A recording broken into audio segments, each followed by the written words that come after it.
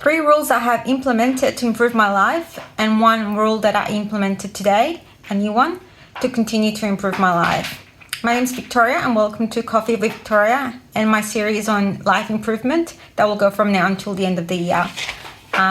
One of the rules that I have implemented is that I only take Uber Comforts. And by doing this, it means I don't have to make a decision when I call an Uber.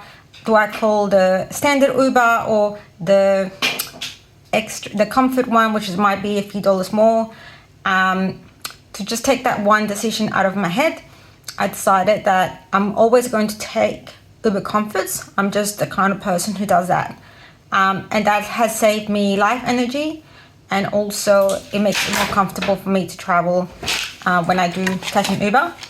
The other rule is no breakfast events, because I used to get invited to a lot of breakfast events, or a breakfast event sounded interesting, and I'm not really very awake first thing in the morning, so I have now decided I'll say no to any breakfast events. I did make one exception, I must say, when Sarah Jessica Parker came out to Australia to talk about her shoe business. I did make an exception and I did go to that. I woke up very early and I don't regret it, because it was a one-in-a-lifetime opportunity to hear from her. And I guess that's another rule, right? That you can sometimes make an exception because they're your own rules. However, if you always have that rule, then you don't have to make the decision every day. It's like if you're a vegetarian, if you decide you're a vegetarian, then you don't eat meat. And you don't have to sit there every day thinking, do I want to eat meat today or do I not want to eat meat today? You don't have to think about that, because you already decided that you are a vegetarian, you don't eat meat, right? I do eat meat, I do like meat, so that's not my particular one. But with the, to recap, the always catching an Uber Comfort, and also always, what was the second one that I had? Oh, no breakfast events. It just makes it easier for me. If I get an invite, an email, is it a breakfast event? Yes. Nope, not gonna go. It's just made it much easier for me. And a new thing that I did today, which was quite difficult actually, surprisingly difficult, was I'm trying to be more present. And so what I did was not be on my phone in public. To go to work, I have to catch public transport. Well, I don't have to, but I decided to catch public transport, and it was very difficult to stand there and not be on my phone, checking my phone, multitasking. I looked around and everybody else was on their phone. It was very interesting. And it was good to be able to take the opportunity to just observe and just be in the moment. And I found it surprisingly difficult. But I was able to look around, observe people, try to think, what are their lives like? Are they just commuting? Are they going home from work? And so on. And not only my phone, but I also try to be present in each space of the day. So I have a 9 to 5 in an office. So I went to the office, and in a meeting, I get tempted to want to be efficient and want to do more than one thing while I'm at the meeting. So they'll be talking about thing A, and I'll be wanting to check my emails. I'll be wanting to work on a document that I have to get done. But I went, no, I'm just going to be present in the meeting. And that was surprisingly hard, but I concentrated. And in this meeting, this particular one, there was a couple of people in the room, and then we also had some people online on Teams. And I tried to be conscious of that. So I do tend to do poker face because I do play poker as a hobby, and that's part of the reason why my channel's called Lucky Vic, and I'll go into that another time.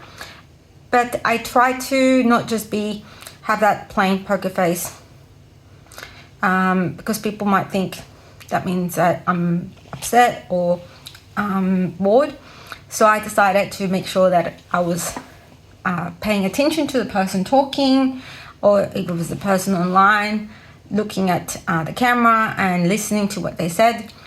And also because I was making sure I wasn't going into different documents, I was conscious. I grabbed my pen, my notebook, I was taking notes.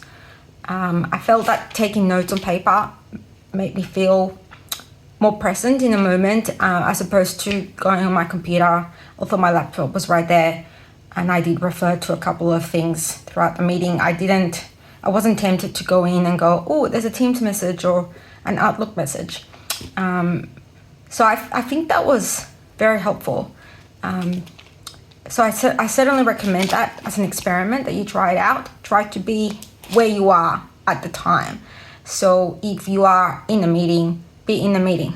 If you're back at your desk working on a document, work on the document. Don't change tabs. Don't get distracted by your phone. Another thing that I've done in the last year that has helped me is I'll put my do not disturb on my phone, like I'll put it on silent, and I'll put certain applications such as WhatsApp, because I have family overseas. I live in Australia, but I have family in Colombia and a friend in Greece, and so they'll text me all sorts of hours, and I can easily get caught up, right, and not get my work done. So I put WhatsApp on silent. And for example, I don't have notifications on Facebook.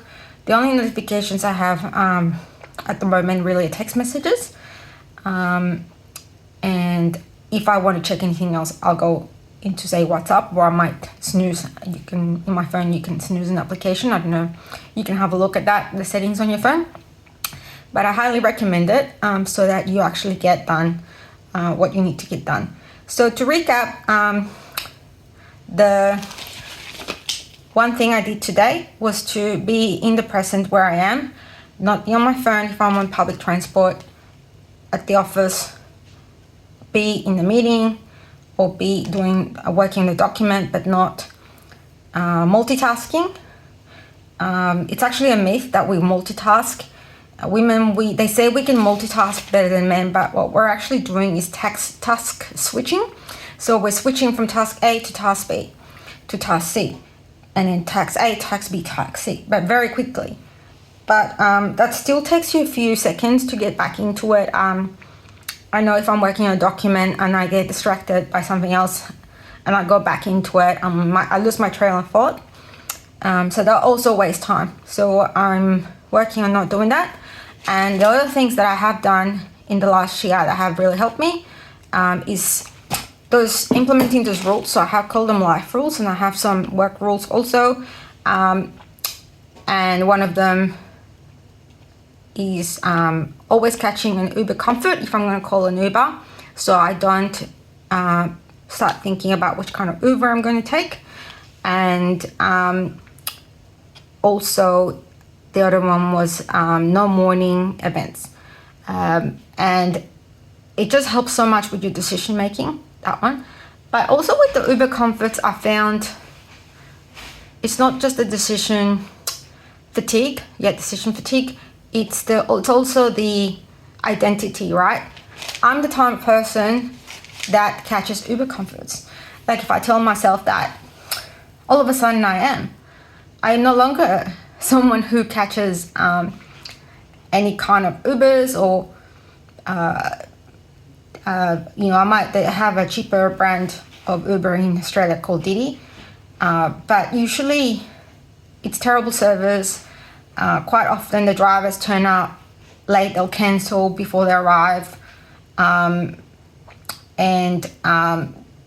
sometimes they don't know where they're going and so on. So I prefer to get an Uber, and with Uber Comfort also you get a more experienced driver that's highly rated, and you can set your preferences. So for example, occasionally, like this morning, I actually caught an Uber to work because I was running late.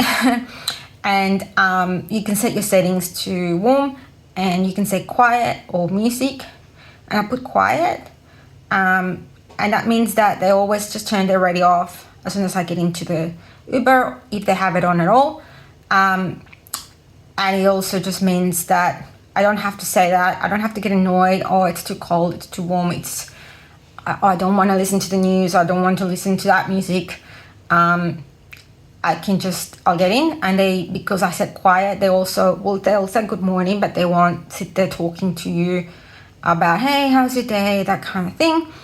And I can just sit there and either on my phone decide to just start doing my work, so going through my emails, so by the time I get to the office, I've already checked them, or I can put on like my earphone and start listening to a YouTube video or a podcast that I'm interested in.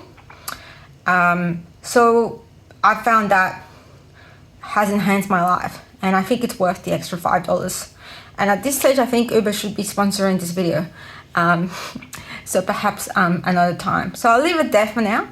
But try to see if one of those things appeals to you, if it's something that you might want to try as also, or if there's something else that you think making that one decision and implementing that in your life will make a difference.